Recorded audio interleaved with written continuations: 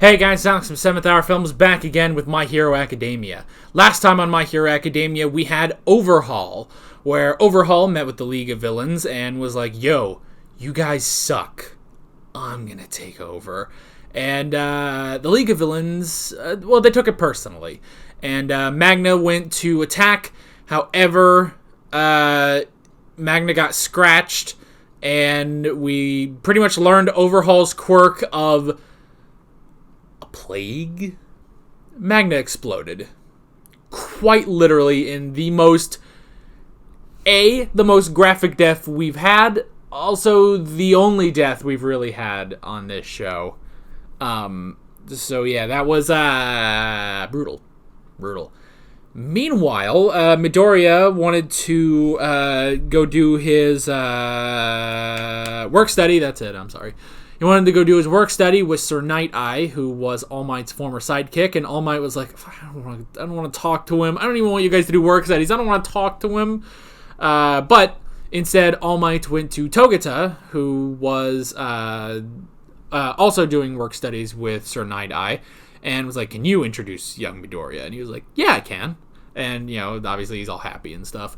And he was like, okay, if you want Sir Night-Eye to recognize you, to acknowledge you, you gotta make him laugh.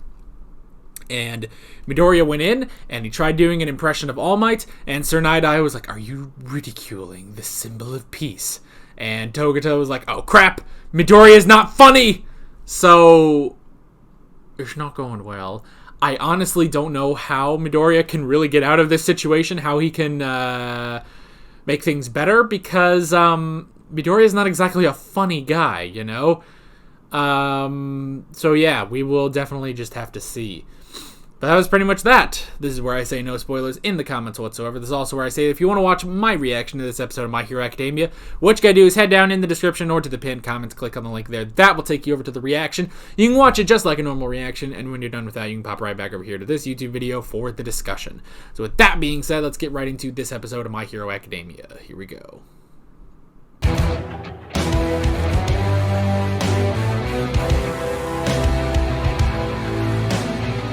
Alrighty. So, I was wrong. It took 3 episodes, but now we have finally met the girl from the intro and outro.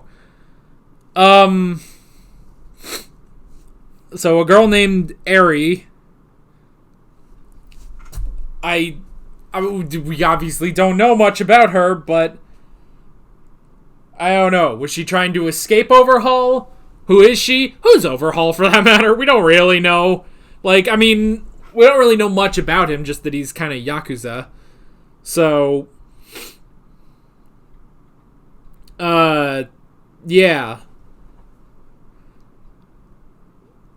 I guess they can't really, because they can't treat him like villains. I guess Midoriya can't do much, I guess. I don't know. So many things have been opened up now. So many things have been opened up. Where's Togata? It kind of okay. It seemed like she was running away from him, and he's like, "Let's go home, Mary." It's like, I don't trust this. So I don't think it's good. Whatever's happening. So I don't know. But yeah, we have finally met the girl from the intro and outro. Finally. We don't know a damn thing about her, but hey, there's something. Alrighty.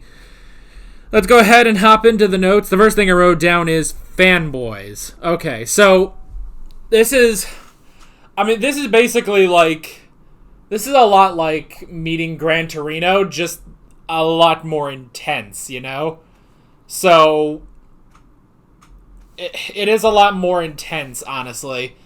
But okay, so while Midoriya could not make him laugh, he was doing his damnedest, and there was hope, and Sir Night-Eye did take him on, even before meeting him, which is interesting. And it's also interesting that he basically, so he's taking Midoriya on to have him realize that he sucks, so that he'll give up and pass One for All to Togata, who at that point he'll be the 10th user. Which I wonder if that's ever happened, you know? We don't really know. Like, all we have seen is, you know, we've seen Shimura, who had the power for a while, passing it on to All Might, who had it for a while, now passing it on to Midoriya. So we don't really know if that ever was a case of someone almost, you know, really quickly, in a short amount of time, just passing the power on almost immediately, you know?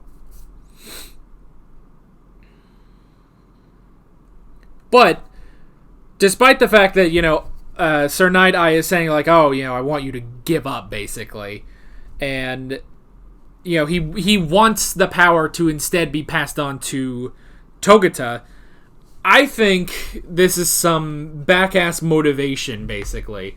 Because, basically now, you know, Midoriya has to work harder in order to prove that he should be All Might's successor, you know? He's got to prove that he is worthy of One for All. And if anything, that's just going to make him better, you know? So even though, yes, Night-Eye does want Midoriya to pass the power to Togata, he would rather...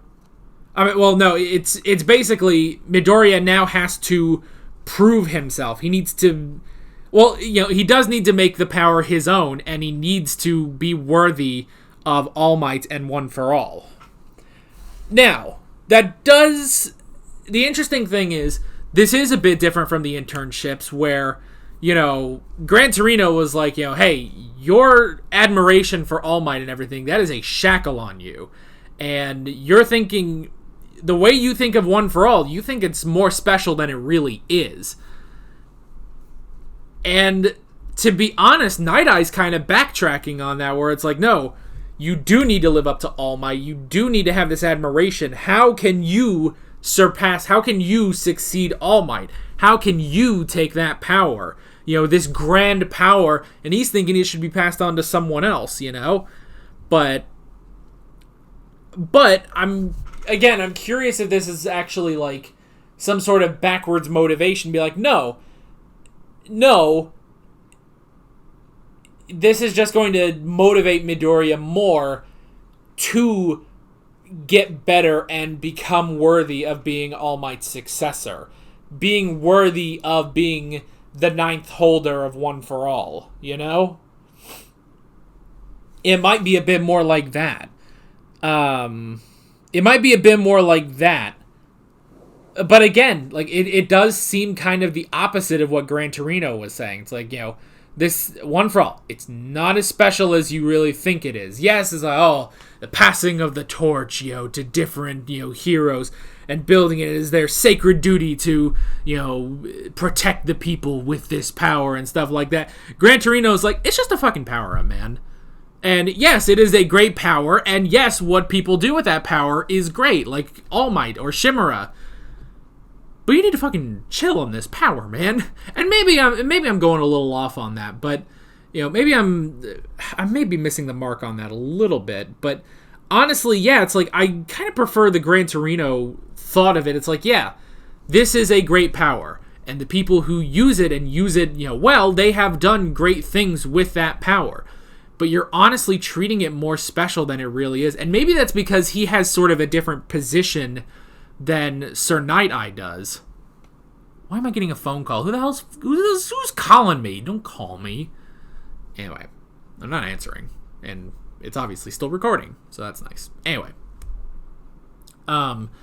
So, you know, he has a different position on this than Sir Night-Eye. Because Sir Night-Eye knew All Might, and he is such a fanboy of All Might, maybe even more than Midoriya, that honestly he may...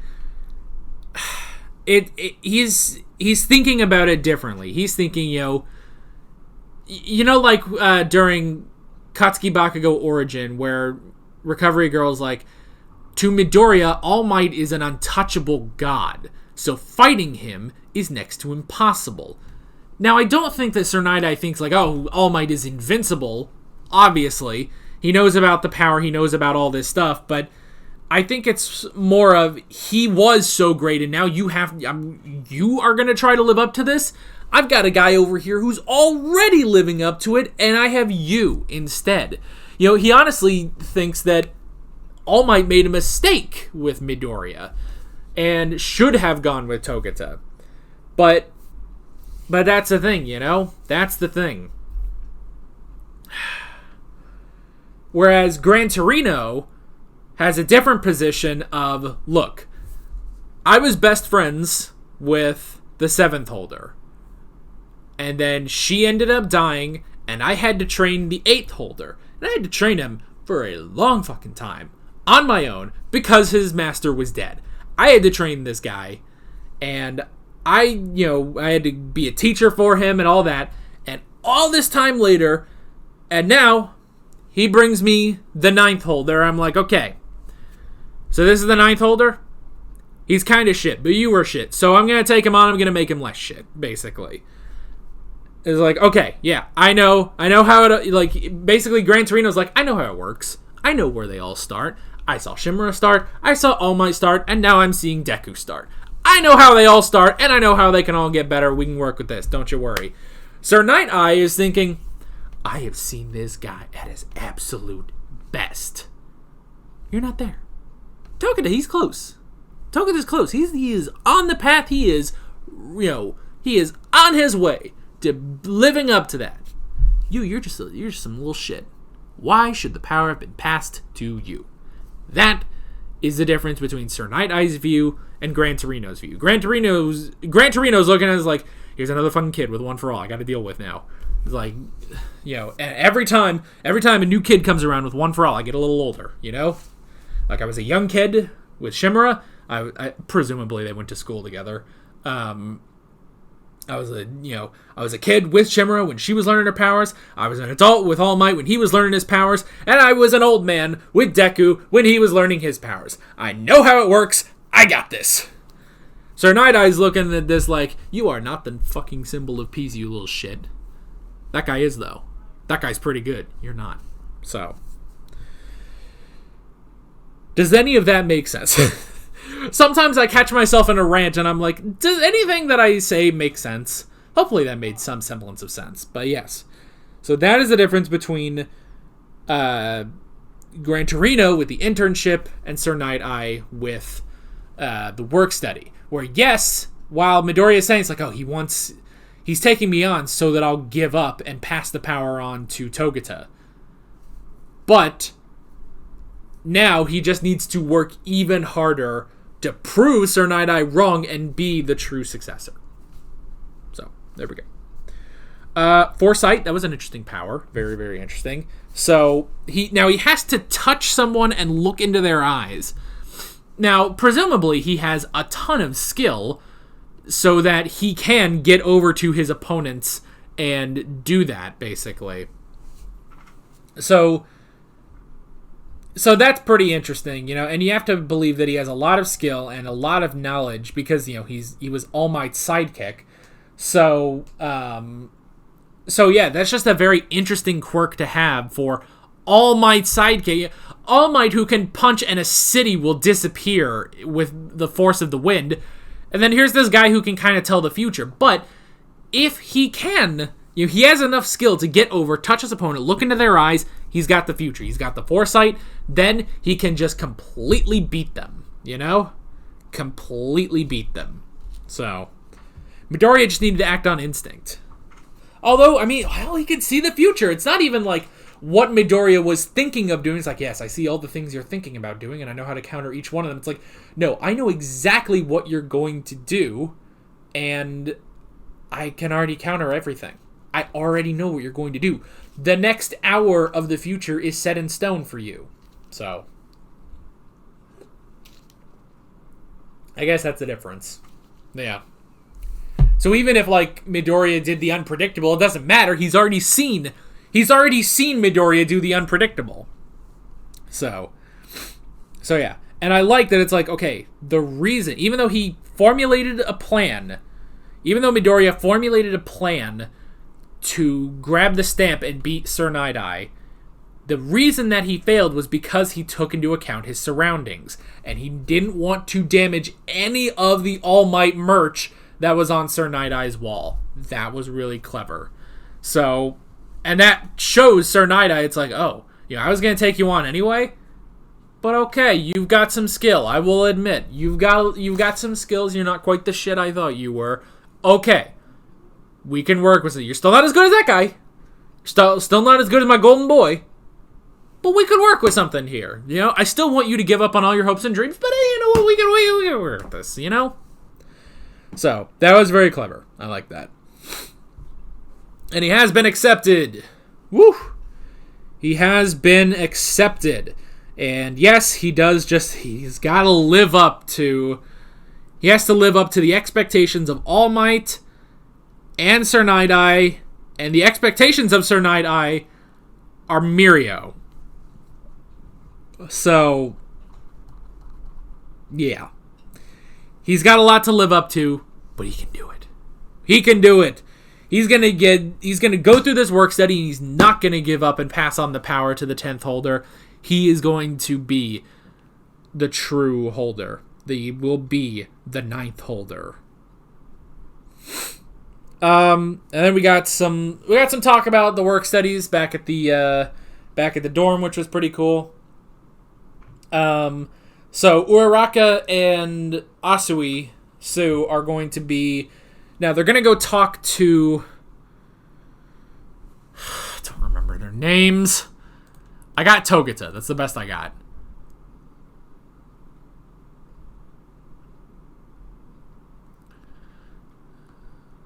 Let me see. Okay, so Kirishima Amajiki. I'm going to try to remember that. It's a little difficult to... excuse me, something in my teeth. So Kirishima is going to get a talk from Amajiki. That's interesting. I'm very curious, honestly, yeah, it's like the big three are going to these first years, basically. Togata has Midoriya. Amajiki now has Kirishima, of all people. That's an interesting choice. I'll be curious. Hey, maybe we're going to get some Kirishima plot. That would be nice. Because Kirishima, I don't want to say he's been like a background character, but he's definitely not been a main character, per se.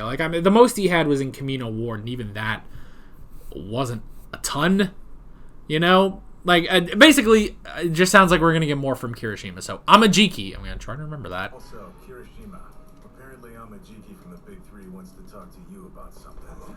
He wants me? Uraraka and Asui, you've got your own Big Three summons from Hado. Hado. Oh, that should be easy.